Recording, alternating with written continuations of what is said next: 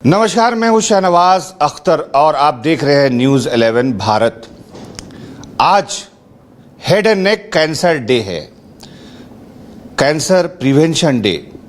और कैंसर जिसका नाम सुनते ही लोगों के प्राण निकलने लगते हैं, लोग घबरा जाते हैं। फैमिली में ऐसा लगता है कि जैसे वज्रपात हो गया है। हिंदी में इसे कर्क रोग कहते हैं और फारसी में इसे सरतान कहते हैं। कॉमन वर्ड है कैंसर, लेकिन कैंसर अब लाइलाज नहीं रहा। कैंसर के लिए अब रांची छोड़ करके आपको दूसरे बड़े शहरों का रुख भी नहीं करने की जरूरत है।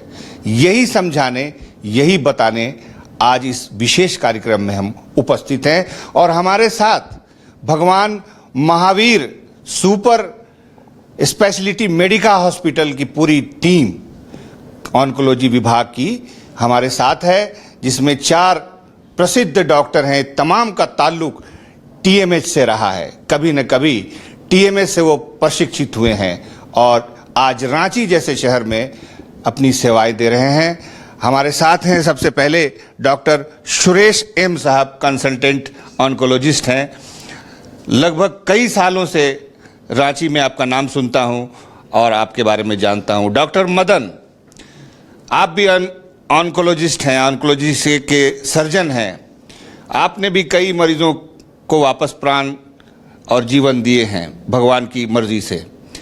डॉक्टर गुंजेश, आप भी बड़े नाम से जाने जाते हैं, लोग बड़ा सम्मान से आपका नाम लेते हैं और आप मेडिकल ऑन्कोलॉजिस्ट हैं। रेडियोलॉजी विभाग एक महत्वपूर्ण विभाग होता है, खास करके कैंसर ट्रीटमेंट में। आप ही ये तय करते हैं कि कौन कौन सा पार्ट इफेक्ट हुआ है। तो हमारे साथ डॉक्टर कन्हैया कुमार हैं, रेडियोलॉजिस्ट। ये परिचय हमारे डॉक्टरों का था जो आज इस पैनल में शामिल हैं। और हम आज विशेष रूप से हेड एंड नेक एरिया में होने वाले कैंसर के बारे में बात कर रहे हैं। लेकिन कुछ मरीजों से हम अगर ना मिलें और उनकी आत्मकथा न सुने, उन पर जो बीती है और कैसे उन्होंने कैंसर जैसे रोग को हराया है, अगर ये हम ना जाने तो ये कार्यक्रम अधूरा रहेगा। मेरे साथ अलबत कुमार मांझी हैं जो सोनाहातू से आए हैं। 32 साल की उम्र के हैं अलबत मांझी। इनको टंग कैंसर हुआ और इनका ऑपरेशन डॉक्टर मदन गुप्ता ने किया। अब आइए पेशेंट नंबर 2 जो हमारे सामने आप देख सकते हैं कि बैठे हुए हैं, सूबेदार करम महतो। जी हाँ, ये आर्मी में थे। 2017 के आसपास उनको ये महसूस हुआ होगा कि इनके दांत से कुछ घिस रहा है और गाल के अंदर कुछ कुछ सूजन है, दर्द है। और इधर उधर भटके बगैर उन्होंने डॉक्टर मदन गुप्ता से संपर्क किया और ये तय हुआ कि इनकी भी ऑन्कोलॉजी सर्जरी ही करनी पड़ेगी। और सफल सर्जरी हुई और सर्जरी के बाद उसके बाद बहुत सारी जो सर्जरी होती है उसको मेंटेन करने के लिए वो हो गई। और सूबेदार साहब, आज आप बिल्कुल स्वस्थ हैं और आप हमारे सामने बैठे हैं। आप लोगों को कैमरे में देखिए और बताइए कि आप स्वस्थ हैं, ठीक ठाक हैं। आज हम सर्जरी करने के बाद बिल्कुल ठीक ठाक हैं। चलिए, ये हैं उनकी पुत्री। इनको हमने इस कार्यक्रम में इसलिए बुलाया कि हम ये जान सके कि एक कैंसर पीड़ित के घर पे क्या बीतती है जब ये समाचार किसी रिपोर्ट में जाहिर होता है कि उसको कैंसर नाम की बीमारी हो गई है। आप इसीलिए यहाँ पर मौजूद हैं। एक एक करके हम सबसे बातचीत करेंगे, लेकिन सबसे पहले हम शुरुआत करेंगे डॉक्टर मदन गुप्ता साहब से। Head and neck cancer day है आज और हम सीधे सीधे रूबरू हुए डॉक्टर मदन गुप्ता साहब से, जो आपको बताएंगे कि ये आज के डे का मैसेज क्या है। तो जैसा कि आज 27 जुलाई को पूरे वर्ल्ड में हम लोग हेड नेक कैंसर डे मनाते हैं। तो इस डे को मनाने का मकसद एक ही है कि लोगों के बीच में अवेयरनेस जगाना। ये अवेयरनेस जगाना है कि कैंसर अब लाइलाज नहीं है। कैंसर अगर हो गया तो डरने की बिल्कुल ज़रूरत नहीं है। उसकी ट्रीटमेंट अवेलेबल है और पूरी तरह से क्योर हो सकते हैं। दूसरा मकसद ये होता है कि लोगों में ये फैलाना है कि हम इसको रोक कैसे कर सकते हैं, प्रिवेंशन कैसे कर सकते हैं। तो जो टोबैको प्रोडक्ट्स है, हम हेड नेक कैंसर जो होता है मुख्यतः टोबैको प्रोडक्ट्स लेने से होता है। तो हमें लोगों में ये मैसेज देना है कि जो टोबैको प्रोडक्ट्स हैं वो जानलेवा बीमारी होता है उससे, और वो उससे दूर रहे। अगर जो ले रहे हैं वो उसको छोड़ने का कोशिश करें। तो यही इस डे पर हमारा उद्देश्य होता है कि लोगों के बीच में अवेयरनेस जगाना कि अगर आप कैंसर हो भी गया है तो आप किसी भी कैंसर स्पेशलिस्ट से मिलें और ट्रीटमेंट कराएं। आप बिल्कुल अपने जो पीछे की तरह जो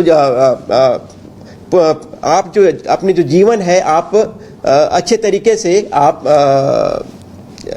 जी सकते हैं। ये कौन कौन सा पार्ट शामिल है जहाँ कैंसर होता है हेड एंड नेक में? जो हेड एंड नेक कैंसर होता है वो बेसिकली मेनली मुंह का कैंसर होता है। उसके अलावा जो होता है थायराइड का होता है, पैरोटिड का होता है, खाने की जो नली होती है जिसको ओरोफेरिंक्स हाइपोफेरिंक्स बोलते हैं, फिर सांस लेने वाली की जो नली होती है उसमें अगर कैंसर हो गया, या फिर उसके आसपास के जो नाक के आसपास का अगर कोई कैंसर है उसमें अगर कैंसर होगा तो हेड नेक कैंसर बोला जाता है। नाक के पीछे का एरिया जो नेजोफेरिंक्स होता है अगर उसमें कैंसर हो गया तो उसको हेड नेक कैंसर बोला जाता है। तो जो क्लेविकल जो हम कॉलर बोन बोलते हैं उसके ऊपर कोई भी जो कैंसर हो उसको हेड नेक कैंसर बोला जाता है। Doctor Suresh, a consultant oncologist या सर्जन, आप बताइए कि आपके हिसाब से लक्षण क्या है इस बीमारी के? कैसे समझे कोई आदमी कि उसको कैंसर हो गया? तो कैंसर का लक्षण आप पूछेंगे तो पहला चीज़ दो जो नॉर्मल रहता है डे टू डे एक्टिविटीज़ या सिंपल ब्रश करने से सब चीज़ करने में कुछ मुंह से कुछ ब्लीडिंग आ रहा है, मुंह में कुछ अल्सर छाला बन गया और ठीक नहीं हो रहा है, बहुत दिन से छाला बना के रखा है और ठीक नहीं हो रहा है, और कहीं और स्वेलिंग हो रहा है, ये सब चीज़ जो नॉर्मल से जो दूसरा कुछ भी चीज़ दिखे आप एक बार वो ऐसा एरिया है हेड एंड नेक एरिया इसीलिए हम देख सकते हैं। ऐसा पेट के अंदर कुछ गांठ हो गया तो उस स्कैन में ही दिखता है, मगर मुंह ऐसा एरिया है कि आप आंख में देख के जल्दी पकड़ सकते हैं बीमारी को ताकि अच्छा इलाज हो जाएगा। और एक भी चीज़ बताना चाहूँगा कि कैंसर ऐसा हम डिस्कस कर रहे थे अभी रांची से बाहर जाने का ज़रूरत नहीं है। एक चीज़ है बाकी बीमारी से कैंसर का एक मुख्य चीज़ है कि लंबा ट्रीटमेंट चलता है और बहुत सारे लोग उसमें इन्वॉल्व होते हैं। सो लंबा ट्रीटमेंट होने में तो बार बार आप अगर ट्रीटमेंट ख़त्म होने के बाद भी आपको जाना पड़ेगा हर 3 महीना हर 6 महीना। सो ये शहर में हम ये कहना चाहेंगे कि हमारा टीम एक अच्छा क्वालिफाइड टीम है, टाटा मेमोरियल मुंबई से ट्रेन हुआ टीम है, एंड हम एक दूसरे से ऐसे टीम जोड़ के काम करते हैं, एक साथ बैठ के पेशेंट से बात करते हैं, इलाज करते हैं और फॉलोअप करते हैं। सो ऐसा पेशेंट का फिनेंशियल ये भी हर बार उधर जाना रहना वो सब चीज़ भी हट जाता है। सो ट्रीटमेंट कास्ट तो अलग चीज़ है, ट्रीटमेंट भी हम आयुष्मान भारत और सीएम स्कीम में करते हैं, और ये दूसरा सेकेंडरी चार्जेस बोलते हैं जो ट्रैवल करना, उधर रहना, खाना, वो सब चीज़ भी हट जाता है इधर ट्रीटमेंट करने में। कैंसर इसमें नाइफ नहीं लगाना है आप तो ये क्या अब ये सही है? ये तो फैक्ट है, दो चीज़ होता है, फैक्ट एक चीज़ होता है और मिथ एक चीज़ होता है। सो फैक्ट ऐसा है कि कैंसर में हैंडल करने में, चाहे बायोप्सी करने में या सर्जरी करने में वो फैलता है 100%, वो सही बात नहीं है एक्चुअली। सो ये तो हमारा सोसाइटी का इश्यूज हो सकता है। मीन्स जो कैंसर में सर्जरी हुआ और वो आना ही था और वापस आ गया, ऐसा चीज़ों में दोनों को रिलेट करते हैं, ऐसा इसलिए वैसा हुआ, ऐसा बिल्कुल नहीं है। और आज के दिन में तो इतना अच्छा ट्रीटमेंट्स और सर्जिकल टेक्निक्स हो गया और इंस्ट्रूमेंट्स आ गए, सो अच्छा खासा ट्रीटमेंट करके उनको ठीक किया जा सकता है। आपने कहा कि टीम वर्क है ये, ऑन्कोलॉजिस्ट जो सर्जन होता है उसको किस किस सहायक टीम की जरूरत पड़ती है? हाँ। टीम में होते कौन कौन लोग? ये अच्छा सवाल है। सो पहले शुरुआत से पहले पेशेंट को देखते हैं, देखने में हमें दिख रहा है कैंसर का नज़र लग रहा है, लक्षण लग रहा है, पहले हम स्कैन करते हैं। स्कैन में हमारा रेडियोलॉजिस्ट का इनपुट आ जाता है, वो बताते हैं कि कैंसर जैसा ही लक्षण है और कहाँ हड्डी तक पहुंच रहा है, कहाँ तक पहुंच रहा है। हमारा प्लानिंग उसके ऊपर होता है कितना हिस्सा निकालना है, कैसा फिर बनाना है। फिर बायोप्सी करते हैं, फिर पैथोलॉजिस्ट का रोल आता है, बायोप्सी का टुकड़ा को देखते हैं और माइक्रोस्कोप में देख के बताते हैं ये कैंसर ही है करके। देन एनेस्थेटिस्ट का रोल आता है, तो कैंसर का सर्जरीज तो यूजुअली लंबा चलता है और पेशेंट को भी अनस्थीसिया होके रखने में वो भी इम्पॉर्टेंट चीज़ है ताकि पेशेंट ऑपरेशन से अच्छे से बाहर निकले, वो भी चीज़ है। सो अनस्थीसिया का रोल अच्छा होना चाहिए, ब्लड बैंक अच्छा होना चाहिए।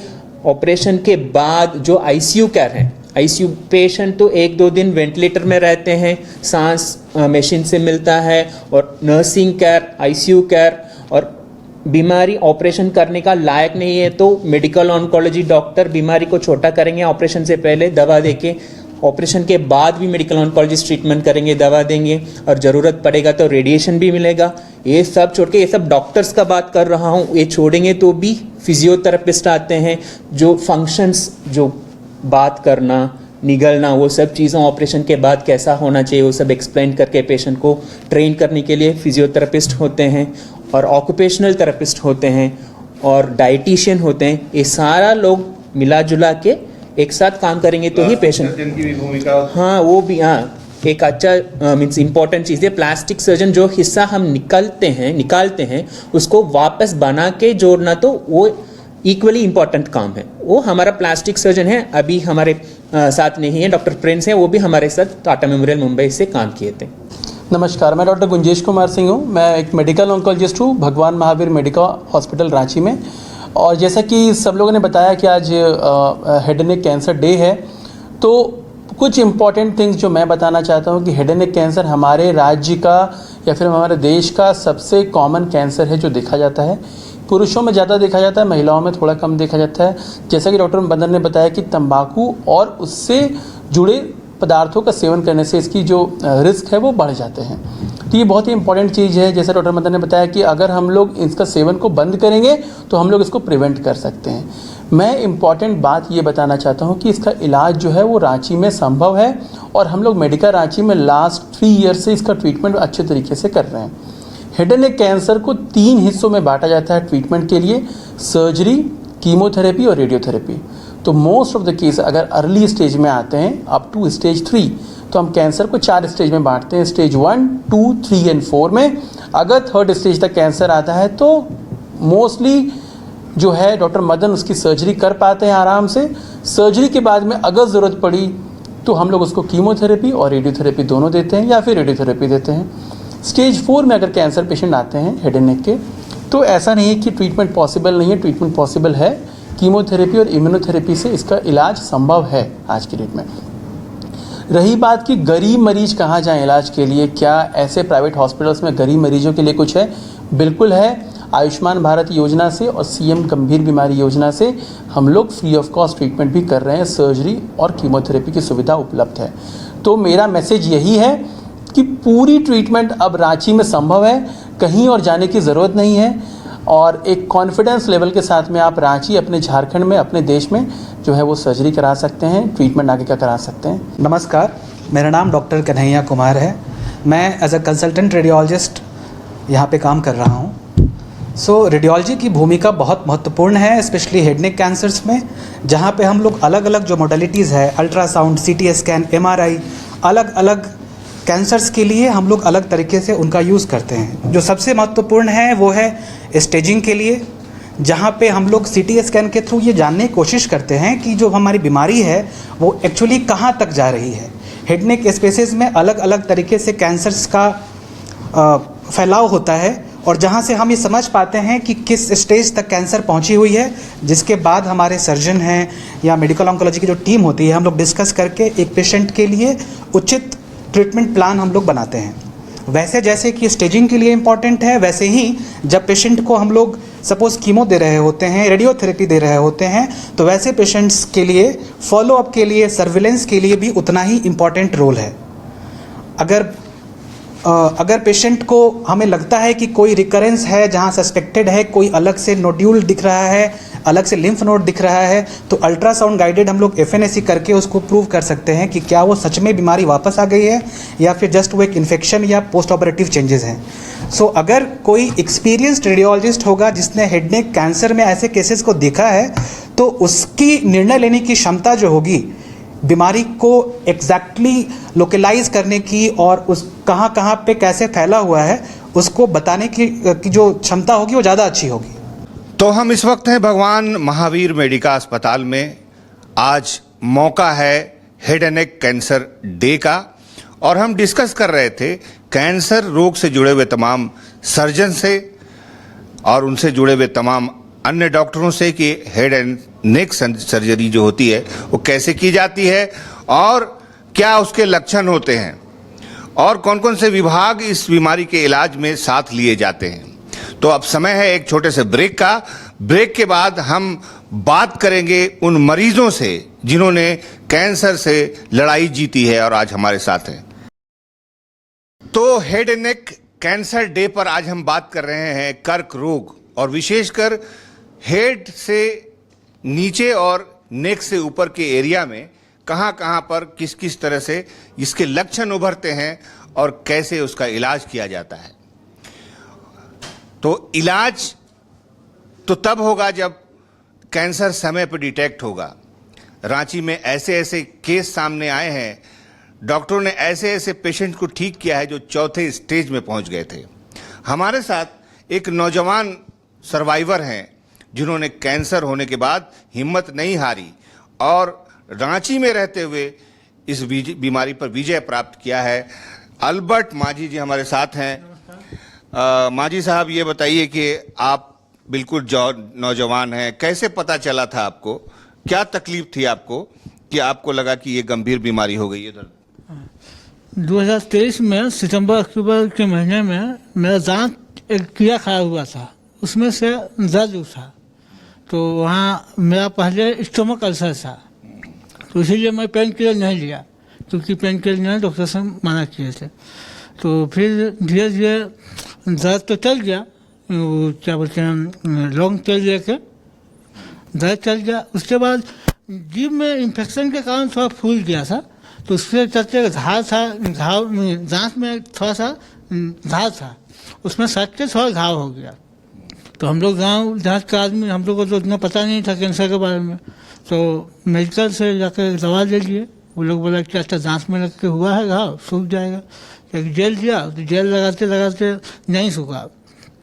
फिर वहीं पर एक डेंटिस्ट बचते हैं, डेंटिस्ट के पास जब गए हम तो उन्होंने देखा कि दांत में बहुत झाग है, तो झाग को घिस दिया मशीन से, फिर भी नहीं सूखा। तो फिर वहाँ पर कभी होम्योपैथी कभी एलोपैथी यह सब करते करते समय बीतते गया। फिर हमको पता चला कि रांची में अच्छा अच्छा डॉक्टर हैं, एक बार जाना चाहिए। फिर एक बढ़िया सा डेंटिस्ट के पास जब गए हम लोग दिखाए तो देख के बताया कि नहीं, हमको थोड़ा सा डाउट लग रहा है, आप इसको जांच करवा लीजिए। फिर जांच करवाए तो कैंसर निकल गया। तो कैंसर निकलने के समय जैसे ही हम लोग को पता चला कि कैंसर है, हम लोग को तो दुनिया ही लूट गया ऐसा लगा। लेकिन डेंटिस्ट का नाम श्रीवास्तव सर है, वहीं सजेस्ट किए कि नहीं, आप लोगों को घबराने की कोई ज़रूरत नहीं है, रांची में भी इसका इलाज है, आयुष्मान से भी होता है, आप लोग हाँ और वहीं भेजे, मदन सर के पास भेजे। फिर हम लोग आए तो मदन सर से जब हम लोग भेंट हुआ, मदन सर इतना साहस दिए कि कोई दिक्कत नहीं है, सब ठीक हो जाएगा, आप लोग आज ही स्टेज में आए हैं, बहुत अच्छा किए हैं। तो उसके बाद मदन सर हम लोग का इलाज शुरू किए। उसका इलाज किए मदन सर, सर्जरी किए मेरा फरवरी में, और उसके बाद बोले कि नॉर्मल ज़िंदगी जियो। फिर हम सब कुछ पहले जैसा करने लगे।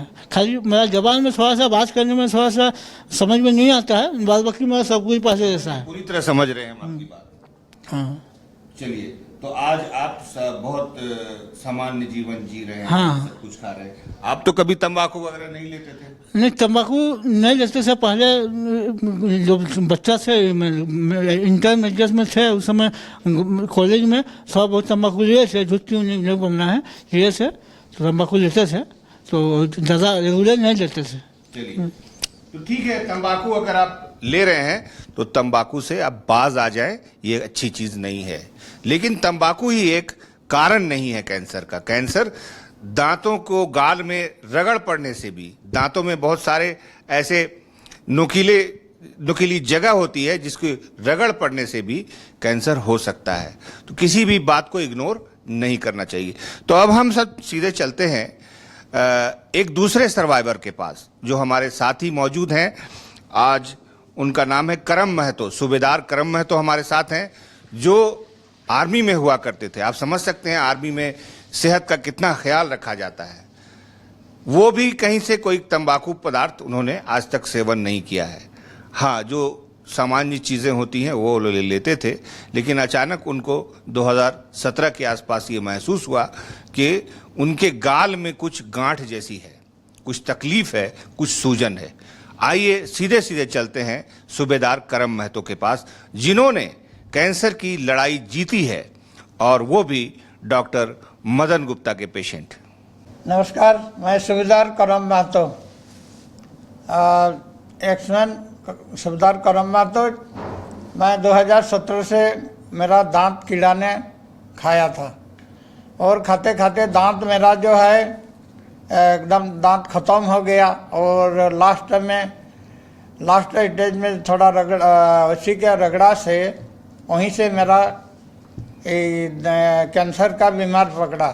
तो मुझे पता नहीं चला कि ये बीमारी कैंसर मेरे को पकड़ लिया, और गवर्नमेंट का जॉब में था, ड्यूटी करते रहा, खाना पीना खाते रहा, चलते रहा। लास्ट में मेरा सूजन होकर के गाल जो है एकदम वो हो गया। तो उसी टाइम 2020 में अचानक से कोरोना का चलते सारे हॉस्पिटल अगर बंद हो गया, तो बड़ी मुश्किल से यहाँ वहाँ बड़ी दूर से पता करते डॉक्टर मदन प्रसाद गुप्ता यहाँ मेरा पता चला, और इनका यहाँ मैं फास्ट ट्रीटमेंट लेना शुरू किया।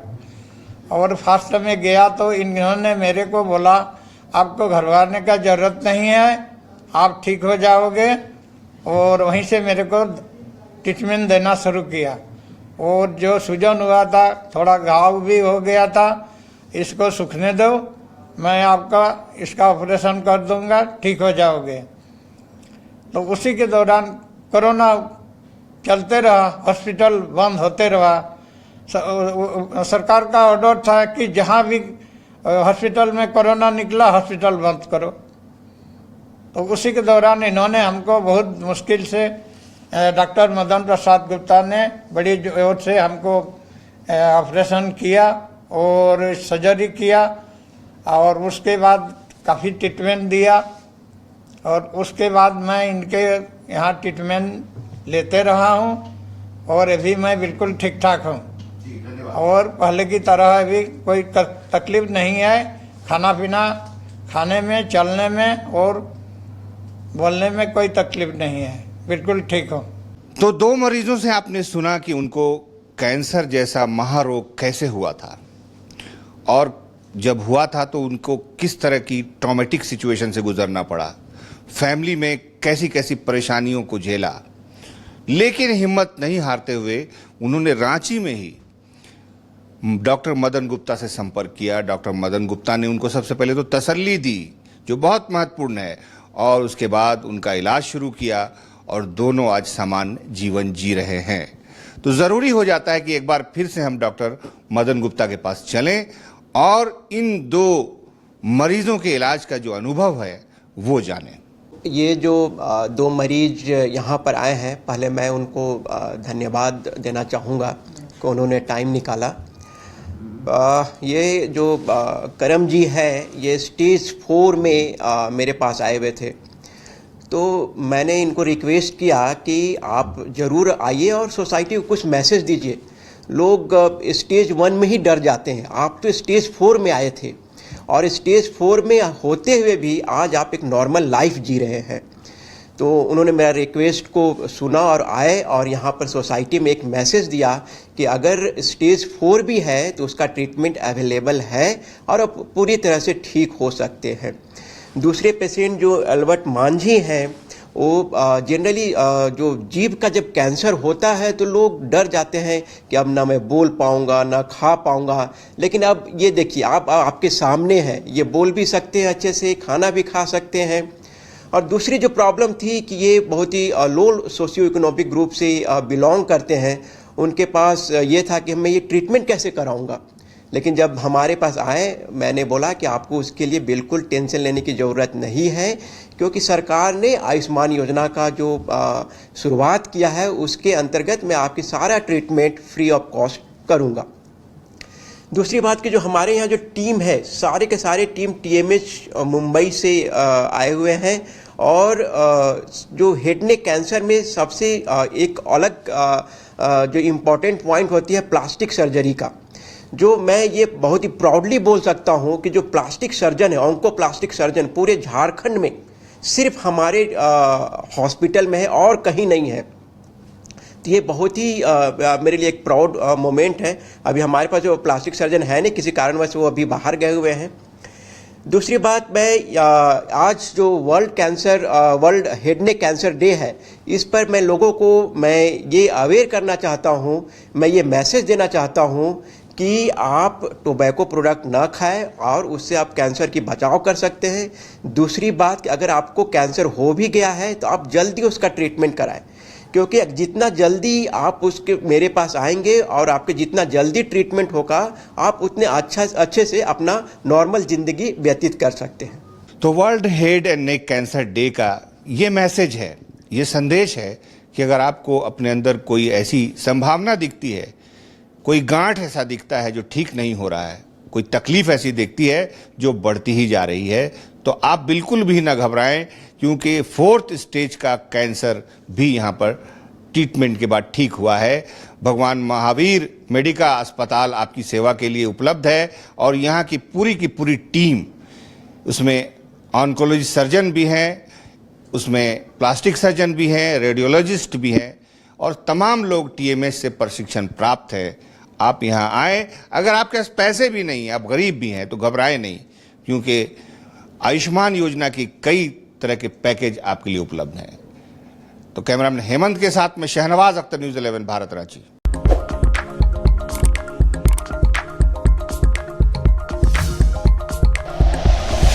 Like and share videos, subscribe करें हमारा चैनल और प्रेस करें बेल आइकॉन। न्यूज़ 11 भारत, सच है तो दिखेगा।